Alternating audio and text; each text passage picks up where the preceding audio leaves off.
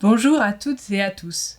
Aujourd'hui, nous vous faisons découvrir l'accompagnement à l'archivage électronique proposé par le Centre de gestion de la fonction publique territoriale de Loire-Atlantique. Dans un environnement administratif fortement marqué par les transitions territoriales et le développement fulgurant des pratiques numériques, les employeurs publics souhaitent mieux maîtriser leurs données. Je suis avec Madame Michèle Darabi, directrice du syndicat Cherdon-Isaac à Derval, qui a bénéficié d'une intervention d'organisation des documents numériques réalisée par notre service cette année. Bonjour Michèle. Bonjour Pascaline. Vous êtes depuis février 2020 la directrice du syndicat Cherdon-Isaac, syndicat mixte né au 1er janvier 2020 de la fusion des 3 anciens syndicats de rivière de la Cher, du Don et de l'Isaac. Quelles sont les problématiques que vous avez pu identifier dans l'organisation des documents numériques de cette nouvelle structure ? Le syndicat Cherdon-Isaac est né de la fusion de 3 anciennes structures qui étaient indépendantes auparavant et donc avec des fonctionnements différents. Lorsque je suis arrivée au syndicat Cherdon-Isaac, j'ai constaté qu'en termes d'archivage, les fonctionnements étaient différents et surtout les modes de classement, les modes d'archivage étaient vraiment disparates. J'ai donc voulu confier une première mission d'organisation au centre de gestion de la Loire-Atlantique pour classer les archives papier des 3 anciens syndicats, dès la 2e année de vie de la structure fusionnée. Les documents numériques étaient encore moins bien classés, et surtout avec des structures de répertoire très différentes et des copies en plusieurs exemplaires dispersés sur différents supports.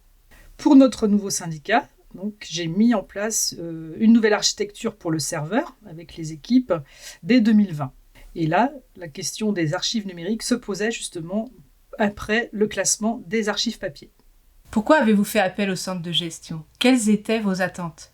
J'ai fait appel au centre de gestion pour l'organisation des documents numériques du nouveau syndicat au regard des problèmes constatés dans les anciennes structures anciennement indépendantes. L'important était d'établir un mode de classement rigoureux et adapté, commun à toute l'équipe et dès le début de la vie de cette nouvelle structure. C'était aussi un enjeu de pouvoir respecter ce classement à l'avenir afin de retrouver nos archives facilement et respecter aussi le cadre réglementaire. Comment avez-vous eu connaissance de cette prestation ? Alors j'ai eu connaissance de cette prestation puisque j'avais auparavant fait appel au service archivage papier avec le centre de gestion. Et j'avais cette habitude depuis toujours dans mes différents emplois en collectivité de faire appel au centre de gestion pour les missions d'archivage dans le cadre toujours réglementaire qui s'impose aux collectivités territoriales. Pouvez-vous nous expliquer le déroulement de cette intervention ? Donc Pascaline l'archiviste a fait un premier état des lieux du classement en vigueur et des données existantes au sein de notre structure. Elle a ensuite interrogé chaque agent, seul ou réunis en pôle, puisque nous avons des pôles, de façon à connaître les pratiques et les besoins en termes d'archivage. Ensuite, elle a proposé un nouveau mode de classement.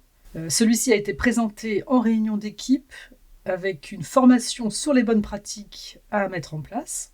Moi, en tant que directrice, je l'ai accompagnée tout au long de sa mission. Nous faisions un point régulier par semaine sur l'ensemble de la mission qui a duré à peu près 4 à 5 semaines. Et cela permettait de faire le point avec elle pour répondre à des questions, opérer des ajustements nécessaires entre les moments d'entretien avec les agents et les moments de classement que réalisait Pascaline. Quels outils vous ont été remis par l'archiviste ?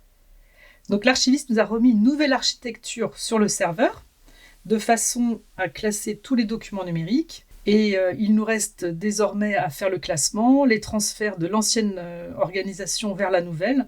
Donc le travail indispensable de base, de structuration, a été réalisé par Pascaline. Et désormais, nous sommes sur les bons rails pour bien classer nos archives numériques.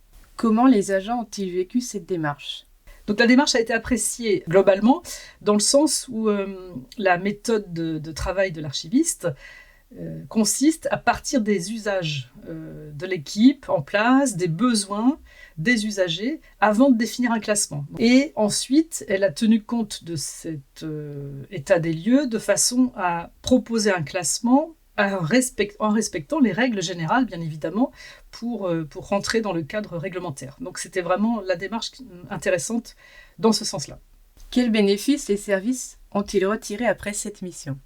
Donc le serveur est bien mieux organisé, les documents sont faciles à retrouver avec une logique qui est compréhensible par n'importe qui, quelle que soit la personne et quel que soit l'usage ou la destination de la recherche d'archives. Donc c'est vraiment l'intérêt majeur, c'est d'avoir vraiment bien classé nos archives numériques et de nous tenir à ce classement pour l'avenir. En conclusion, diriez-vous que le centre de gestion tient une place de premier rang pour accompagner les employeurs publics territoriaux vers l'archivage électronique? Le recommanderiez-vous? Oui, le centre de gestion est une ressource précieuse au service des collectivités, en particulier les petites collectivités qui n'ont pas les moyens en interne, avec des personnes qui sont compétentes, qui connaissent le service public, les règles en vigueur, aussi bien pour l'archivage papier que l'archivage numérique. C'est vraiment pour nous une ressource précieuse au quotidien. Merci Michel, à vous et au syndicat Cherdon-Isaac pour votre témoignage. Merci. Nous espérons qu'il vous aura tous convaincus des vertus d'une bonne organisation de vos documents numériques, prérequis indispensables à l'archivage électronique.